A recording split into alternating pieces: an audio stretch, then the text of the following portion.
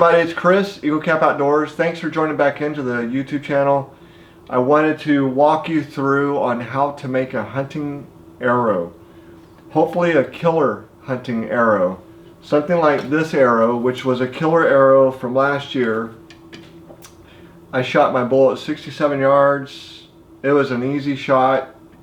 It went through and he stumbled on this arrow and broke it, which really stunk. But anyway, I have meat in the freezer, so that worked out. I want to walk you through it. You can look at our website, eaglecapoutdoors.com, and you'll be able to see the full list of the how-to and the materials and all that stuff that goes into it.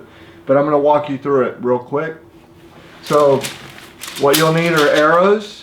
I use FMJs, 5mm, 300s. They're 12 grains per inch. They're pretty heavy and stout. I cut them down to my size. Normally I use blazer vanes, but I'm going to try these nitros this time. These are relatively new. I picked them up off of Black Ovis, so I'm going to try those out and see how they work. It says that they can connect really well to the arrow with the glue. Speaking of glue, I have a couple glues I use. I use Goat Tough, which is a great vein glue. And then I also use this Pine Ridge insert glue, which is very, very good, sturdy, stout. You have to make sure you get your inserts in all the way, or else you'll have trouble. Inserts, I have the point insert, they're hit inserts. These are they're brass inserts, they're 75 grains. For my arrow, I have to break off the little bit of 25 grains because I use 125 grain tip, so that adds a little bit too much on the front of my arrow. Also, I need to square my tool. I have a squaring tool. It's a G5 squaring tool. It helps me square off the front of my arrow after I cut it, because I want to make sure I have really a good square contact. Some other oddities: you need to have some sandpaper to help with scuffing up the exterior part to put your vanes on. That is a little bit finer material. Then I use an 80 grit around an arrow, and I use that to scuff up the inside of my arrow so that I can get glue, good contact there. I also use Q-tips, some witch hazel, some acetone, or some kind of solution that you can clean the carbon and graphite off of the arrow. You might want to have a needle on hand. Let's see what else. Yes, you need a cutter to cut your arrows. I use a Cabela's cutter, high RPM, etc. I have a vacuum connection for it so that I don't breathe all the dust that comes off the arrows. And then the other thing, the arrows on a Easy Fletch. I have the mini.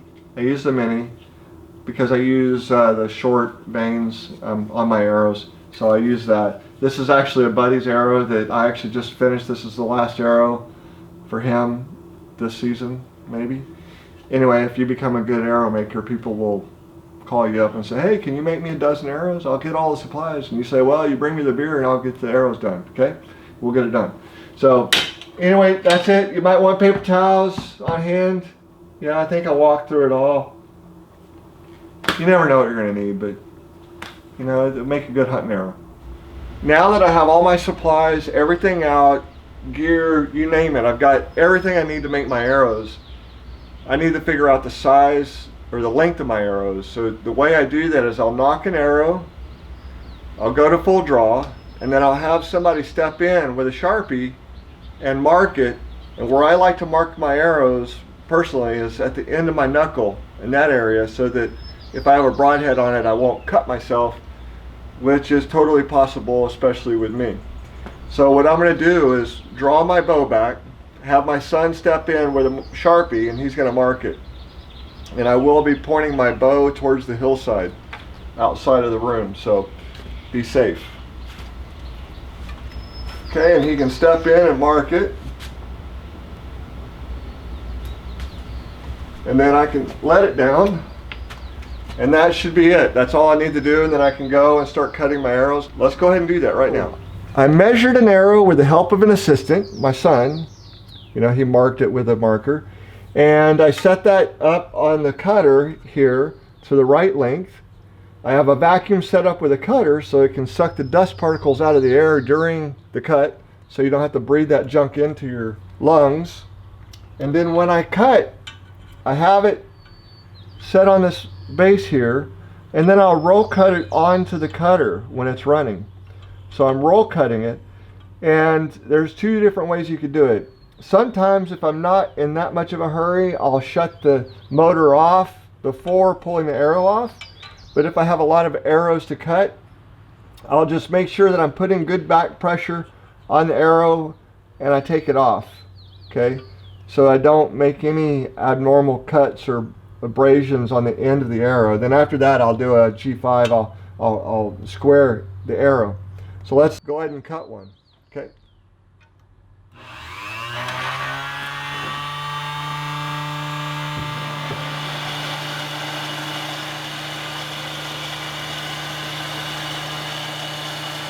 So roll it on there, nice and easy. The cut. I can take it off and I can square it. That's what I do. Let's go ahead and square this thing up. So I have my handy dandy little G5 squaring tool. I'll just run it. I'll twist it. It's got a little cutting blade on that square point. I don't know if you can see it. It's a little abrasive thing so you can get it nice and square. I think that's it. Pretty good. Okay, that's it. So now I'll go in and I'll show you how to do the inserts. We'll put an insert in one. Now that I have all my arrows cut, I have them all squared pretty well, I'm going to insert the inserts. So the type of inserts that I use are these Easton inserts. They're brass, 25 grain end piece and 50 grain front piece. That adds up to what? 75 grains. So I need to break off that little piece there so that I have a 14% FOC on my arrows. It's real simple to do. Break that little piece off and that becomes 50 grains. Before I put that in my arrow, I need to abrase it. So I'm going to use some 80 grit sandpaper and I'm just going to run it down there. That just adds some surface area in there. And then I have some witch hazel here. You can use acetone or alcohol, rubbing alcohol, something. Just run that in there like so. And then dry it, try to dry it out. Real simple. Okay, that's ready to go. The other thing I want to tell you is take out the knot, because when you're pushing that insert in, the air pressure in there will be pushing that insert back out. You don't want to do that. So this one's ready to go. I need to get my insert, put some glue on it. This is my handy dandy little insert tool. I have a buddy that hates these little tools. I don't have a problem with it for some reason. So I'm just going to put a few drops on. We'll start here. 1, 2, 3, and then on the other side, put a drop up high. Okay, this glue, it dries very, very, very fast. Okay, so you got to be quick with it and spin. Okay, that's it. It's on there. I'm going to let it spin a little bit. Take it off, flip it around. Make sure it's on there. It's on there. Pull it out. Clean the end of the arrow. I have some witch hazel on that, so that kind of helps keep that end clean. I can check it again. seems to be all a-okay for me. There we go. So that is done. That one arrow is done. That was it. Okay. After we do the inserts, then I'll put fletchings on. Okay, now that we have all of our arrows cut, squared, inserts in them, we're ready to put fletchings on. I'd like to get all the fletching material out and everything I need. Just a real quick point out, these are the ones I normally have. Guys use different sizes, but I use the little 2-inch blazer vanes. These are the normal ones that I use. But this year, these came out. I want to try these. These are the Nitros from Pine Ridge. They're the same people that make the glue that I use on my inserts. These have little notches inside the vane for glue to sit. I want to see how it works out. They seem a little bit stiff. They're pretty stiff. I know they weigh about 2 grains more than my normal blazer vanes. So if you care about your FOC and the weight on the back of your arrow, no, these are going to add a little bit more weight to the back of your arrow. Roughly about 6 grains total. But anyway, with that, the first thing I want to do with my arrows is I want to make sure they're clean. There's no residue, especially if I'm refletching arrows. I want to make sure I clean all that off with a razor blade. You can use a tool to do it. You can use a razor blade to do it, as long as you don't cut yourself with anything, which is pretty common for me. So anyway, so I just like do the little scuffing up, get it nice and scuffed. Not terrible scuff, just enough. This is not 80 grit. This is a little bit finer sandpaper that I use. And then after you do that, you're going to clean the arrow off. Okay, get it nice and clean. Again, I use either alcohol, rubbing alcohol, or witch hazel. I just make sure it's clean. Set my arrow. Then I'll get my fletches ready. So the other cool thing that I use is this Easy Fletch tool. This is something you can throw in your truck when you're out and you're hunting, and if you need to refletch some arrows, you can. That's what I use now. I used to use a Joe Jan, but I stopped using that because it was hard to fletch in the field with that big device. So this is what I do. The other thing I want to point out is that this Fletch, sometimes it gets dirty. I clean it out quite often. You can buy material, or you could lay aluminum foil in there or something to kind of keep it from collecting glue. I'll just clean it off. But anyway, I just set my fletches in there like so. And then I'll put a real thin, this is where you just need a real thin strip of glue. And that happens too, is that you'll end up having glue dry up in the tip. This is goat tough glue. And so I just keep a needle around so I can drive it in and get that channel open again. Like so. Let's see if that worked. Hope it did. So then I'll just do this. I'll run a thin, oh yeah, that worked. So I'm going to run a thin, again, not very much. Just a real thin set of glue. Do each one. It's hard to see for me because the light is not that great for me right here. But I do my best, try to watch how much glue I do in there. Not over glue, because you certainly don't want to over glue it. You'll have a messy arrow. Nobody likes to have messy arrows. And then there's a little notch down in there that you need to make sure it's in. You can twist your arrow like so. With this Fletcher, I'll just push it down, let it pop up, drop my cap over it, make sure it's aligned. There we go. And then I let it sit for 10 or so minutes, maybe 15, go get a cup of coffee, and then come back and do my next one, and I'll hang it up, you know, on anything I have around. So I have some antlers here over my workbench. I'll just hang it up there, and then I'll come back and do that. Okay, now that we set our arrow aside, it has a new fletching on it, we're gonna let that dry. But what I'm gonna do is show you a couple things here real quick. I had to zoom back out because I wanted to make sure you saw this. This is a arrow that I made, okay? I put the insert in there, I put too much glue in it, and it stuck. It's not the depth of the insert, it's stuck. So you can test it, and it tests fine. That's the depth finder, right? So that one's good, but I just can't get it all the way on. So we need to fix that.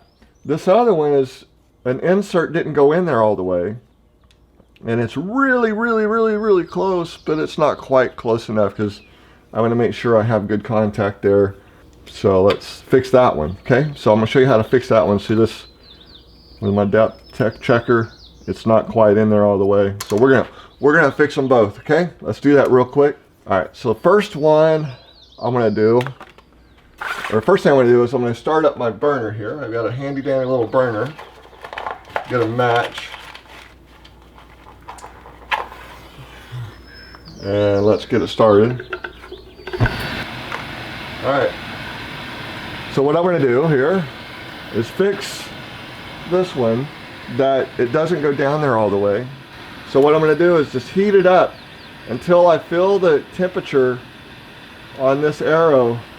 It'll get pretty hot, like right here. I don't want it to get really hot down here past the end of my insert, because the inserts are in there. It's about like right there. I don't want the whole thing to get really hyper hot because I don't want to turn the insert by mistake. I just want to get the glue built up around the screw area on the front part of the insert, get that changed a little bit. So now I can feel the heat. It's starting to build up. It's starting to build up right in here, right there. Not over hot. And then I'm just gonna slowly work it down. Okay, hot.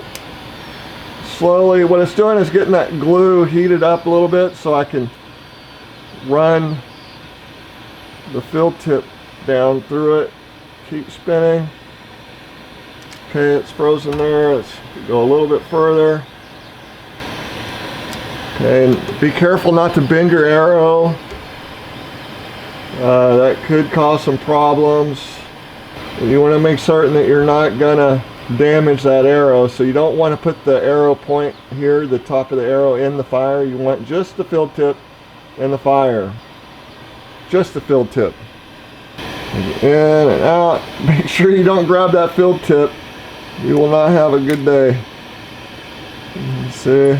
Okay. That's how you fix that when you have too much glue built up on the end of your insert. Okay, set that aside. Now, let's do this one. Okay, very similar. This time you want more of the heat down the body of your shaft there. Again, don't touch the flame on your arrow. This is, at least this arrow is aluminum carbon arrow, the FMJs, so you can feel that heat transfer down your arrow. The other way you can do this is pull that whole thing out and start over again. I'm not going to go that far, but what I'm going to do is push this in a little further. See, I would like grab this and I would pull it out. You know, I could pull it out of the arrow, but I'm not going to do that. I'm going to cheat a little bit and just push it on, making sure that I don't get my arrow in the fire. Is this a lot like watching paint dry? Yeah, the arrow's hot, so it's hot down a couple inches down the vein, or the shaft of the arrow is pretty hot. Pretty hot. I don't want to overheat it, because if I overheat it I could damage the aluminum core or the aluminum and the carbon. I don't want to do that. Close.